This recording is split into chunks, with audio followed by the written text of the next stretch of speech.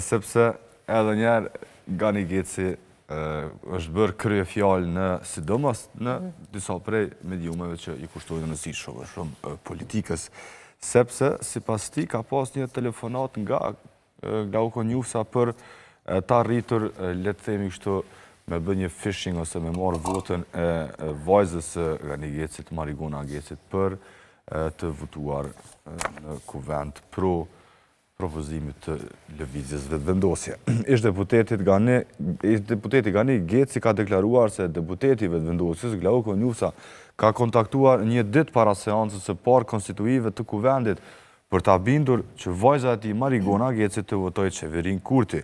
Në Debat Plus, Geci tha se Njusa e kontaktoi një ditë para seancës dhe i kërkoi të shprehte se çfarë kërkonte në këmbim të votës për të vajzës së tij. Sipas Gecit, ai refuzoi çdo formë të marrëveshjes për këtë votë. Po ashtu Geci ka treguar se kërkesa e tij ka qenë që Albin Kurti t'i përgjigjej një letre nga familja Geci dhe të kërkonte falje publike. Nuk ka tani, por ka pas.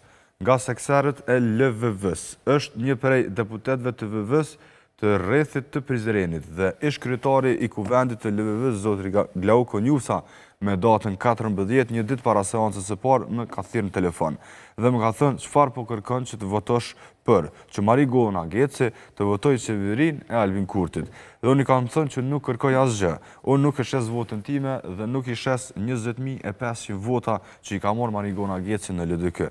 Por unë kërkoj që Kurti t'i përgjigjet letrës së vëllau tim Halil Gecit, që e ka shkruar me datën 9 tetor 2024 dhe të kërkoj falje publike, sepse Albin Kurti për familjen Geci po e luan rolin e njëjtë që e ka luajtur Hashim Thaçi për 20 vjetë dhe për 5 vjetë po e luan rolin, kështu po e luan rolin edhe Albin Kurti sipas Gani Gecit, i cili këto deklarata e ka dhënë mbrëm në Debat Plus, po e shohim që ka qenë një tentim arritje për një marrëveshje mes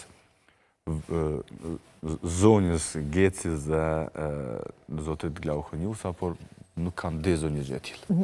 Interesant që është Marigona është deputete e kuvendit të Kosovës dhe për votën e saj flet në këtë rast Gani Geci, babaj saj. Edhe po e kuptoj. Jam këshilltar i saj. Këshilltar pa pare, mirë, po në rregull. Po e kuptoj, sepse e dim kushtrim që edhe gjithë fushatën për Marigonën e ka bo zotri Geci, babaj saj, Gani Geci. Pasë një unë gjithë deputetve edhe dojt, ajo nuk e njekë, kështu që une...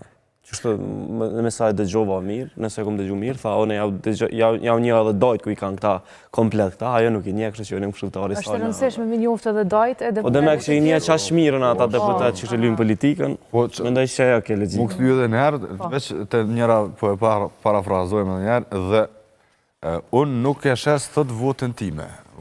Nuk i shes 20.500 vota, që i ka marë Marigona Geci tash.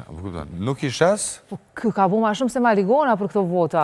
Ashtë realisht, nëse na ndalimi... Por zonja Geci tash në kuvend. Po tash, kështu ka funksionu? Popullë e ka votu, kushtrim apo jo, e ka ditë që ka po banë, edhe e ka ditë qysh po voton. Vërtet. Kështu që, bravo, shumë mirë ka bo. Interesant është edhe reagimi i këshilltarit të zoti Konjufca, tashmë deputetit Erik Kërçeli. Tha se, në fakt që lexova, tha se ka pas disa qytetarë që kanë tentu me na bind neve që me zhblloku kuvendin në një për arsyeve se zoti Konjufca e ka marrë këtë iniciativë, ka qenë për shkak të deklaratave të mëhershme të zotit Gani Geci dhe ka pa një derë qelë pak a shumë që mundet me marrë një votë. Ajo zotri Geci është deklaru që votë kur nuk do të ketë për PDK-n, por kështu në kur në këto vija shumë të trasha nuk ka thonë asnjëherë për lëvizjen vetëvendosje, kështu që ndoshta e ka përdorë edhe Kërçeli këtë farë gepi mes deklaratave dhe po besoj që është arsyetu me një farë, e ka arsyetu ish shefin e tij, tash e ka kolegë në kuvend. Mirë, drama do të vazhdoj përsëri.